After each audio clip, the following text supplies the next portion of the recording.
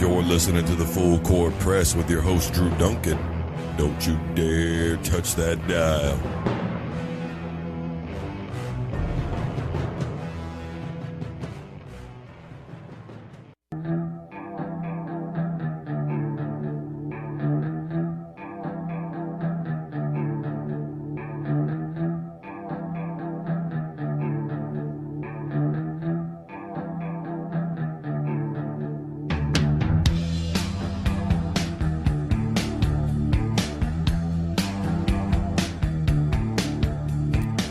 Hello, everybody. Welcome back to the Full Court Press. I am your host, Drew Duncan. We're live on 99.5 ESPN Radio, Emporia's home for sports. Facebook, Twitter, and Instagram is all at Drew Duncan 83. You can always call in at 620-343-6143. That's 620-343-6143. Don't forget, you can always find ESPN at 995ESPN.com. That's 995ESPN.com. You can also take me with you wherever you go by downloading 995 ESPN app. That's 995 ESPN on Android, iPhone, tablet, whatever the case may be. Additionally, you can always find 995 ESPN on social media. That's at 995 ESPN across the board, Facebook, Twitter, and Instagram. We are Emporia's home for sports. You know, growing up in Derby, it was really, it's a football town. It still is, to be perfectly honest with you. It is 100% a football town. There's really no ifs, ands, or buts about that. No ifs, ands, or buts about it at all. The very fact of the matter is this. There wasn't a lot there other than football, and so to be involved in something else, you know, other than maybe wrestling or basketball, and even then, you know, football it's the premier sport. And so for David Rickels, who is a Derby grad and graduated, not long after myself, he really set a different kind of bar. You know, I've talked to David before about sports and football in this state.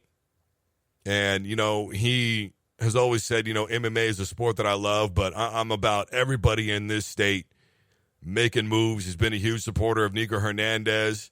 They show up to each other's events, and they support each other throughout, you know, everything that they do.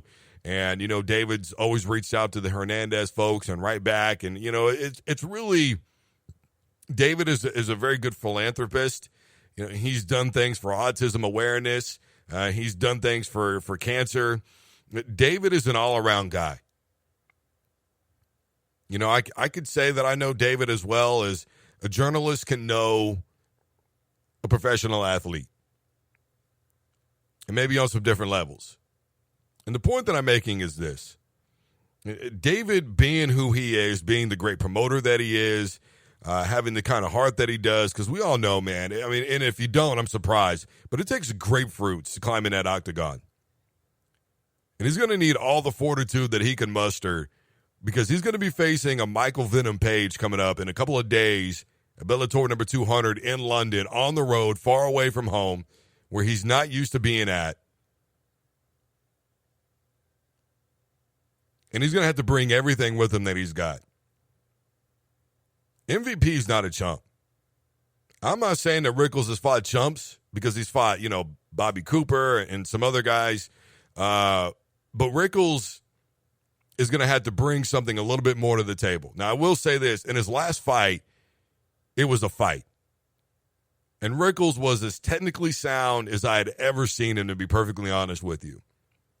And it's amazing to me to think that a guy who is technically 19-4 in his pro career, specifically with Bellator, who, by the way, he's had, I think, more fights in Bellator than any other fighter has, period. So not only is this really a big fight for David Rickels, but this is a big fight for MVP. You know, people look at this thing and they go, you know, because MVP's undefeated, after what happened with him and Cyborg and all the things that MVP's already accomplished already in his young career, there's a lot of circulation that the winner of this fight is going to be looking at a title shot. So for my money, when I look at this and I say to myself, is it really David Rickels' biggest fight ever? I'm going to say that this is more MVP. This is his biggest fight. Rickels has got plenty of fight experience. We're talking 40, 50 fights in his career. We're talking winner of Bellator, was it season 8 and Tough? We're talking a dude that's been fighting since, young. And he, and kind of a late start in his teens, if I remember correctly. But, I've been covering David fairly closely now for about the last 3 years or so. Matter of fact, it wasn't too long ago that an interview of mine popped up with his for Bellator. I was just getting to know David, and I started doing some stuff that he does with his ESC promotions. And David is one of the hardest working men in this business. People look at him, and I think they see kind of this goofball guy, this kind of, relaxed dude, which I'm not saying that he's not. But David's also a very down-to-earth guy, too. And I think that he can use that to his advantage. It's like he said, him and MVP, they're both showmen. But I think that when they get in that cage, it's going to be all business. And I think both of these guys are probably going to be approaching this fight than they have just about differently, I should say, approaching this fight differently from probably any other fight that they've had in their career. The both of them. I think it's great that MVP has been so complimentary of David Rickels. Talked about how his experience is a huge advantage for him in the ring. It seems like anymore when David gets ready to go and fight somebody, all they ever say is, he fought nothing but bums and this and that. Well, there's been some fights that David's had where guys have backed out, whether it was injury. David had some no-count fights, more specifically Melvin Gillard, who did beat him, but, of course, he tested positive for an undisclosed whatever it was, substance in his UA. So they chose to never disclose it, but I think we all know what it was. The rumor circulating is that it was white powder. I'm not going to say whether it was or wasn't. I'm just telling you that was a big part of the rumor. And for Wired Wednesday, I was watching a quote from David Rickels because he was asked if he feels that his style, that the way that he approaches fighters is disrespectful. And I'm paraphrasing in this part of it, but David said, well, it's disrespectful to get into a cage and punch somebody in the mouth. And then he literally said, if I get the chance, I'm going to open slap him in the mouth. He's talking about MVP. I'm going to open slap him. Just, hey, bro, how's it going? By the way, pap. Right in the kisser. Smack the taste right out of your mouth. But see, though, that's fighting. That's a part of any sport. Is jawing back and forth, giving the appearance of having no respect while having nothing but the utmost respect from the guy that you're looking at. Whether it's across the field, whether it's on, a basketball court, a tennis court, a cage, boxing ring, whatever the case may be, it's always going to be nothing but respect. I was watching the weigh-ins or, media days, and they were, doing their face-off, and MVP put his hand up so that way he could show that he was so much taller than Dave Rickels. But David then reached in and acted like he pulled out his heart. I think this is going to be a hell of a fight. It's listed as a double main event by Bellator, but I'm telling you right now, I think it could be the main fight. We could look back on this fight on Friday night and see that as the fight. This has one of those potentials to where it could be fight of the year because it is literally, I think, to me, the fight of the life for both guys. MVP is, in a situation where his MMA career is just beginning to take off. David Rickels is in a situation where his MMA career is to the point where if I'm going to make a move for title contention, it's got to be now. It's got to be now because I'm running out of time. And I think we all know that. And I know that people are going to point out Rampage Jackson and, Tito Ortiz and the fight that he's going to have with the Iceman, Chuck Liddell. But I'm not into it. I'm not into watching that. And I know, it's no disrespect to those guys, but, come on, let's be honest. Everybody and everything has a shelf life. Tom Brady, there are few exceptions to the rule. The fight game is different. Cub Swanson has said over and over again, you guys better pay attention because I'm not going to be doing this forever. And he said that when I've interviewed him on multiple occasions. You guys better pay attention because I'm not going to do this forever.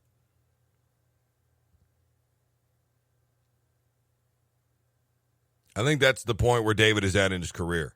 I'm not saying that he's on a short timeline, but I'm saying for a title, he definitely is.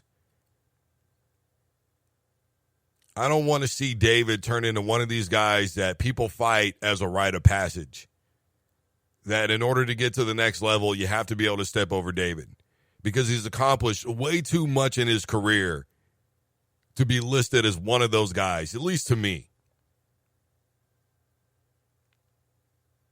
Because for a while, that's kind of the rap that David was getting. Hey, man, you want a big shot? You want a real big fight? Well, then you got to get past David. And I don't want it to be that. It needs to be, you want a title shot? Well, you got to beat this guy, and then we'll see what happens about you fighting the caveman. As far as the MVP goes, I'm not going to lie to you and tell you that I'm not a fan of his because I am. I do like watching the MVP fight. His quick striking ability, the way he uses his length in the ring, because it's kind of weird the way his torso to arm and length ratio is, and even with his legs. He has a very good understanding of how to use his bodies against other fighters in the octagon. He truly does, which is a pure fighter. Any true fighter knows how to use their body. David is very caveman. That's why they call him caveman.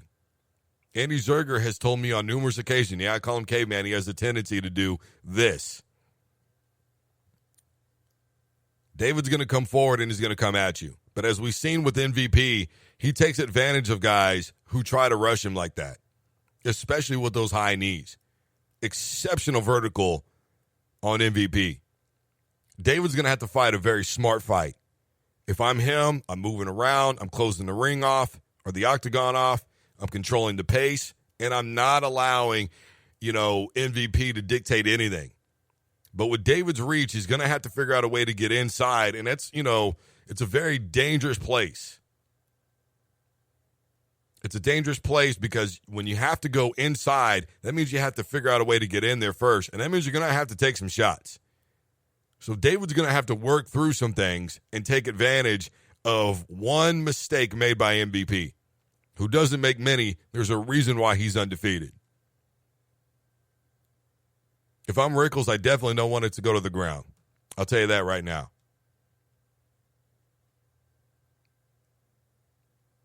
I want him to stay stood up, and I want to dictate the fight to him. I want to counter. I want to move. I want to treat it partially like a boxing match. If I get him on the ground, I'm figuring out a way to stay away from his reach. You're always going to have to keep something at bay. And honestly, if I'm trying to get him on the ground, I'm going rear. I'm looking for a rear naked choke. I'm figuring out a way to get on top and handle him from the back. That's what I'm looking at. This is the Full Court Press. I am your host, Drew Duncan. Facebook, Twitter, and Instagram is all at Drew Duncan 83. You can always call in at 620-343-6143. That's 620-343-6143. Plenty more to get to today, guys. A little bit of Kansas City Chiefs, a little bit of NBA playoffs, and of course, Don Weiss is going to be dropping by around 4:15. Talking all things Emporia State. And additionally, we're going to have Coach Eric True from Opie. He is the track and field head coach. He's going to have Terry Fleesner and Carly McDougal from track and field joining the show as well as they are getting set for a huge weekend in Wichita, Kansas. We're going to take a quick break. We got a lot more to get to. Don't you dare touch that dial.